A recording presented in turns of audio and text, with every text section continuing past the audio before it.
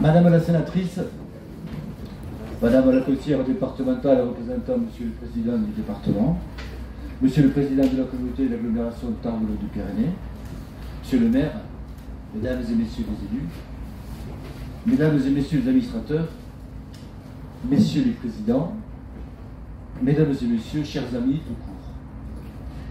Tout d'abord, je souhaite excuser Monsieur le Préfet qui n'a pu venir à cette belle matinée où les Lourdais ont commandé le beau temps parce qu'il était retenu par des engagements antérieurs.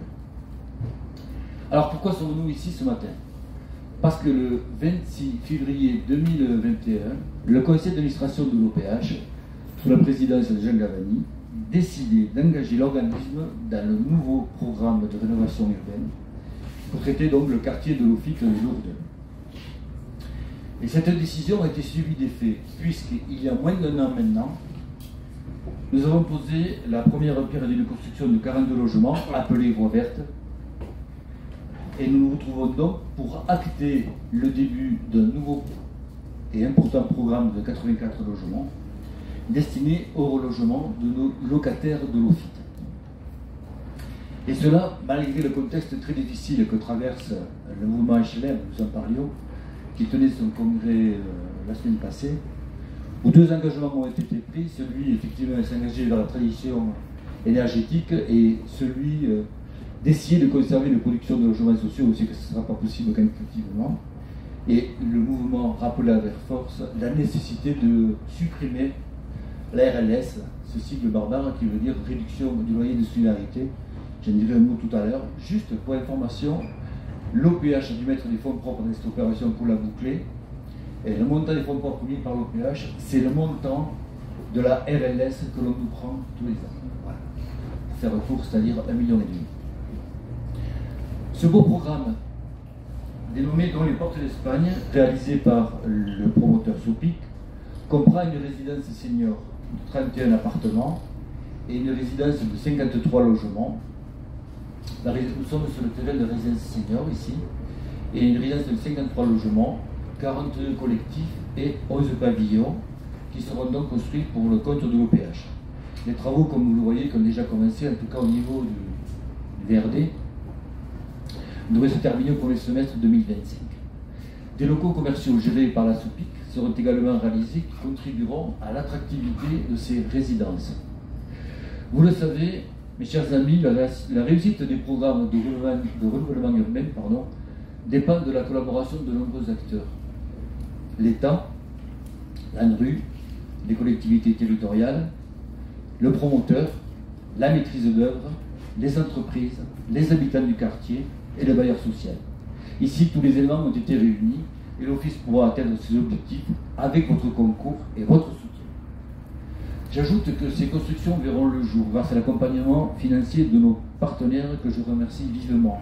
En effet, ce programme a été subventionné à hauteur de 25%. Le département des Hautes-Pyrénées a attribué une subvention de 1 246 000. La communauté d'agglomération Tarbes-Lourdes-Pyrénées de 1 150 000. L'ANRU de 609 600 et la région Occitanie de 74 600. Pour compléter le financement, l'OPH empruntera 7,7 millions auprès de la Caisse des dépôts et de l'ANRU et investira, je vous le disais tout à l'heure, plus de 1,4 million de fonds propres, sachant que ces deux opérations s'élèvent à un montant de 12,2 millions. Nous n'oublions jamais à l'OPH que le succès d'un projet repose sur le bien-être de nos locataires et se mesure à leur satisfaction. Aussi, nous nous engageons à continuer à les écouter, à les accompagner et à répondre à leurs besoins pour que leur nouveau chez-soi corresponde à leurs souhaits. Ainsi, 34 des 35 locataires des bâtiments B, D et F ont reçu une attribution de logement. Ces familles seront donc relogées d'ici la fin de l'année. La deuxième phase de relogement, vous le savez, concernera les bâtiments C, E, RL1, 2 et 3, soit 106 foyers. L'accompagnement a commencé et s'étalera sur 3 ans. Félicitations aux équipes de l'OPH, placées sous la direction de Jean-Pierre Lafocassia, avec une mention particulière pour notre chargée de relogement, Anne-Sophie Lecomte, pour son dévouement et son implication auprès des familles de Lofite. La première démolition, celle du bâtiment B de la pharmacie, devait intervenir au début de l'année 2024, dans 3-4 mois donc. Et s'en suivront ensuite les bâtiments D et F. Avant de conclure, je souhaite saluer l'excellente et intelligente collaboration entre l'OPH et la SOPIC, tendue vers le même objectif, celui de réaliser des logements agréables dans des résidences résilientes et modernes, en respectant bien évidemment le cadre budgétaire imparti. Merci à tous ceux qui ont rendu possible cette journée qui pose les bases de l'avenir meilleur pour nos locataires. Grâce à vous, l'OPH, en tant que bailleur social, est particulièrement heureux de jouer un rôle essentiel dans la transformation de ce quartier de la ville. Merci à vous tous d'être ici pour témoigner de ces événements importants. Merci beaucoup. Chers élus, à vos grades et qualités, Monsieur le Président de l'agglomération. Après la première pause, 42 logements avenue Francis Lagardère en novembre dernier, nous voici donc réunis ce jour pour une nouvelle construction, celle de la résidence des Portes d'Espagne Confère, la retirada espagnole en post-franquisme. Un programme de 84 logements, vous l'avez dit, Monsieur le Président de l'OPH, avec une résidence de 42 appartements, 11 pavillons et une résidence senior composée de 31 appartements. Ces 84 logements vont compenser les logements qui seront déconstruits. Le mot est fort. Ce n'est pas neutre, déconstruire une cité qui a une telle connotation à Lourdes. Une première déconstruction devrait intervenir début d'année 2024 par le bâtiment B, suivront ensuite les bâtiments D et F. Nous y sommes. Le lancement de la phase opérationnelle du projet de renouvellement urbain, de reconstruction du quartier de Lofite, prend forme et s'accélère. Les travaux qui ont débuté cet été doivent se terminer au premier semestre 2025, espérons en juin. Ce projet exceptionnel, au regard de la situation actuelle, peut-être pas unique, mais en France, il y a très peu de projets de ce type qui démarrent dans les circonstances actuelles. Donc félicitons-nous de ce démarrage en ce jour. Ces premières résidences qui vont permettre aux habitants de vivre dans des conditions sécurisées et modernes, d'habiter dans des logements mieux intégrés et mieux connectés à la ville en deçà de la route. Ce projet de construction s'intègre dans un projet de reconstruction à l'échelle de la ville à travers un schéma directeur urbain qui est la pierre angulaire du plan Avenir Lourdes. Ce projet va nous permettre dans les 10-15 ans à venir de repenser, de réaménager, de reconstruire la cité mariale. Je le disais en novembre, la mue de Lourdes est lancée. Lourdes est condamnée à réussir. Et nous sommes en train de faire évoluer notre cité tous ensemble, dans l'agglomération, dans son territoire pyrénéen, de la rénover, de prendre soin d'elle afin que ses habitants, mais aussi ses visiteurs, ses pèlerins puissent y venir, y vivre et y séjourner qualitativement. Alors, pour conclure, je voudrais remercier au nom de l'ensemble du conseil municipal de la ville de Lourdes, tous les financeurs et décideurs de ce projet, l'État, il y a là en rue, et je salue les préfets Furcy, Salomon, les sous-préfets Carponcin et Tulleux, la région Occitanie et sa présidente Carole Delga, le département de Haute-Pyrénées et son président Michel Pellieu, la communauté d'agglomération de Tarbes-Pyrénées et son président Gérard Trémèche qui accompagne ce projet avec très précision chirurgicale, le président de l'OPH, Kenny Bouvet, mais aussi son directeur général, M. Lafont-Cassia, une très belle personne honorable, je vous le dis, M. Lafont-Cassia, la Caisse des dépôts et consignations, les architectes et promoteurs, les bâtisseurs et propriétaires, et enfin la ville de Lourdes pour le reste à charge. Mais je voudrais remercier à ce jour une personne qui œuvre sans compter, qui est une discrétion absolue, qui accomplit un travail remarquable. J'ai nommé Mme Marie-Ariette Cabane, qui est parmi nous. Madame Cabane. Je vous remercie vraiment pour tout ce que vous faites dans le cadre de votre délégation, Mme Cabane. Si je disais que M. Lafont-Cassia était une personne, je dirais que vous avez la classe, Mme Cabane. Je remercie les équipes techniques administratives de la préfecture, du GIP politique de la ville, de la CATLP et du centre socioculturel de la ville de Lourdes qui travaillent sur ce projet, l'accompagnent au quotidien. Et enfin, merci aux habitants de Lofite ici présents, dont je souhaite que l'un d'entre eux ou l'une d'entre elles vienne poser la première pierre avec nous, pour votre patience, pour votre confiance, votre compréhension pour votre adaptation et pour votre acceptation. Je sais que ce n'est pas facile. Alors un grand merci. Mesdames et messieurs, chers citoyens de l'OFIT, je vous ai promis depuis le début de vous accompagner dans le relogement humblement, mais avec sincérité, avec tous nos partenaires ici présents, pour que vous puissiez être relogés et bénéficier de logements, je le redis, qualitatifs, moins énergivores et sécurisés que vous méritez. Ce sera très prochainement une réalité. Aujourd'hui, regardez le beau temps derrière nous, le Viscos, l'Ardiden derrière la bâche, une très belle résidence ici. Vous serez heureux ici, je pense. Et nous ferons aussi ce que j'avais promis, un appel à projet sur le lieu restant, en mémoire de tout ce qui s'est passé pendant de nombreuses années à l'OFIT, avec un jardin de souvenirs où vos enfants et petits-enfants viendront se recueillir à la mémoire de ceux qui l'ont fréquenté. Ce chemin nouveau que nous empruntons désormais est pour moi synonyme de respect à votre endroit, avec vous, lourd de change. Je vous remercie. Monsieur le Président.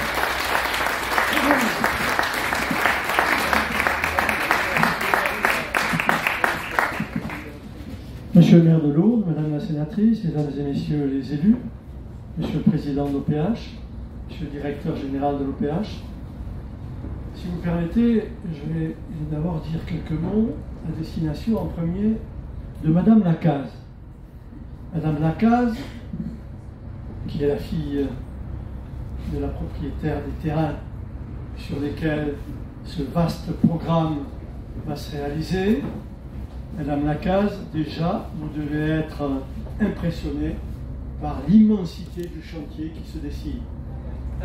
Merci à votre maire et à vous-même, parce qu'une grande partie de cette réalisation pourra avoir le jour grâce à vous. Deux mots également à destination du président de la Fédération du bâtiment, du président de la Fédération des travaux publics qui sont ici, pour leur dire que dans un contexte difficile, le président Boubé l'a évoqué tout à l'heure et j'y reviendrai dans un instant, dans un contexte difficile, et malgré tout, les choses avancent de par la volonté de l'ensemble des partenaires qui portent ce projet, en premier lieu, bien évidemment, l'OPH. Ce sont ici 49 millions de travaux qui vont se réaliser sur l'opération de rénovation urbaine de l'OFIT. 49 millions. 49 millions, 551 logements démolis, nous le savons tous, 195 qui sont en cours de reconstruction, avec des financements qui ont été évoqués, mais moi je vais les rappeler sur l'ensemble de l'opération. 670 000 euros de la part de la région, 4 250 000 de la part du conseil départemental, 3 240 000 de la part de la communauté d'agglomération, 950 000 de la ville de Lourdes et 21 millions efforts de l'OPH sous toutes les formes possibles. C'est un chantier très important qui, au-delà du symbole, qui consiste à renouveler le parc de logements, remplacer les immeubles anciens pour permettre aux habitants de ces immeubles de bénéficier demain de logements modernes, adaptés. Et les représentants du Conseil citoyen qui sont ici et qui ont parfaitement compris la problématique. Ce n'était pas évident au début de dire j'accepte de voir démolir les logements dans lesquels j'habite depuis 30 ou 40 ans. Ce n'était pas évident. Eh bien, aujourd'hui, je veux rendre aussi hommage à ces personnes qui ont compris quel était l'intérêt général de la population qui habite à l'OFIT et l'intérêt général de la ville de Lourdes.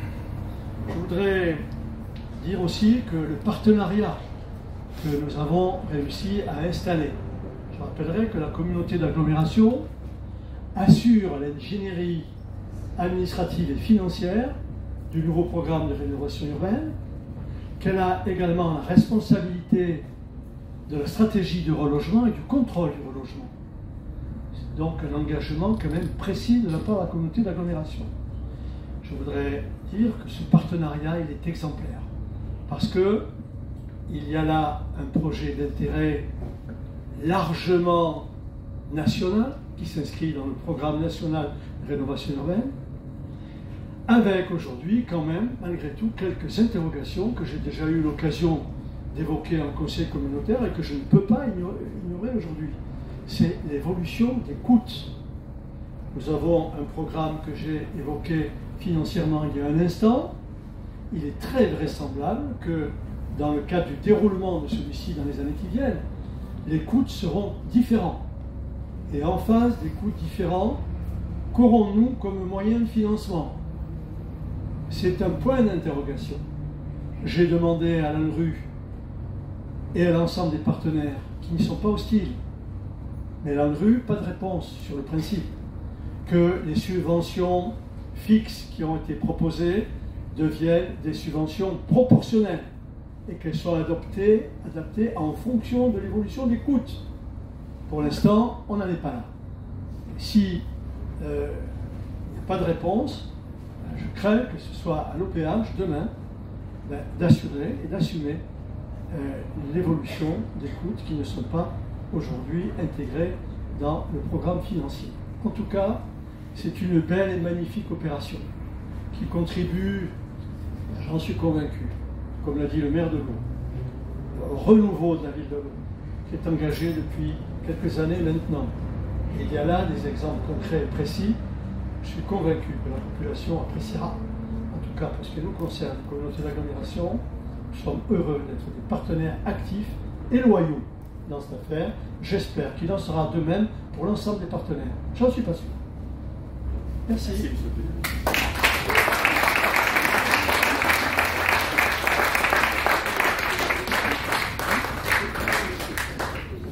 Bonjour à tous. Donc, je vais pas reprendre tout le protocole qui a déjà. Été annoncé. Je suis heureuse de représenter aujourd'hui Monsieur le Président du département, du Conseil départemental, Monsieur Michel Pellieu.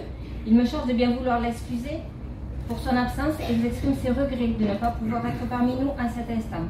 Je ne serai pas très longue, beaucoup de choses ont déjà été dites, tous les chiffres ont été annoncés, donc je n'y reviendrai pas. Le Conseil départemental s'est engagé depuis 2020 dans un vaste programme pour la reconstruction de nouveaux logements et le réaménagement de tout le quartier de Lofite. Afin de favoriser la mixité sociale, le plan de financement prévoit divers types de logements et de ce fait divers loyers intermédiaires, social ou très social. Cela permet à tous les publics, y compris un public fragile, d'accéder à un logement décent. D'autre part, le département a profité de cette opération d'envergure pour mettre en place la clause sociale et proposer des contrats de travail aux personnes en insertion professionnelle.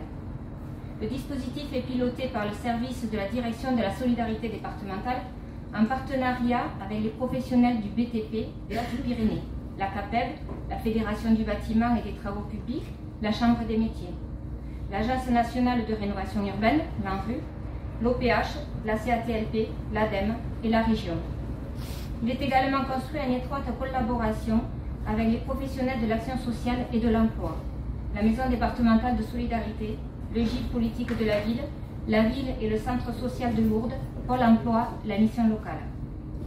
Environ 51 000 heures de travail sont prévues dans le cadre du NPNRU dans le quartier de Lofite. Une première opération s'est déroulée de 1100 heures. La mobilisation des partenaires a permis à 7 Hauts-Pyrénéens, dont 2 résidents du quartier, de retrouver un emploi. Il s'agit de personnes de demandeurs d'emploi de longue durée, de bénéficiaires du RSA, de jeunes sans qualification ou encore de travailleurs handicapés. 2 prochaines opérations sont programmées avec 9 600 heures de travail. Enfin, et il est important de le rappeler, l'ensemble des partenaires de l'action sociale est mobilisé pour accompagner les ménages dans leurs projets de relogement. Parce qu'au final, au-delà du quartier, c'est bien de personnes dont nous sommes en train de bousculer le quotidien et pour certains, toute une vie passée à côté de leurs amis. Je vous remercie.